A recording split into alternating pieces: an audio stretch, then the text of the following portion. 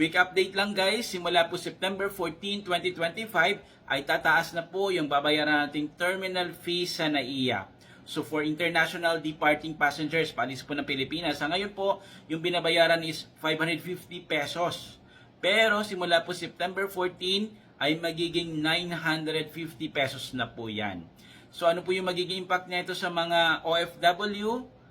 Ayon po sa pamunuan ng New NAIA Infrastructure Corporation, tayo pong mga OFW is exempted from this PSC or Passenger Service Charges as per existing regulations. So ang mangyayari po, kung tayo po ay nakabili ng ticket o yung kumpanya po natin or yung employer natin ay nakabili po ng ticket, nakasama na po yung terminal fee, mas malaki po yung makukuha nating terminal fee refund kapag tayo po ay pabalik ng ibang bansa, di ba? Kung maalala po natin, 550 pesos lang po yung nakukuha nating terminal fee refund.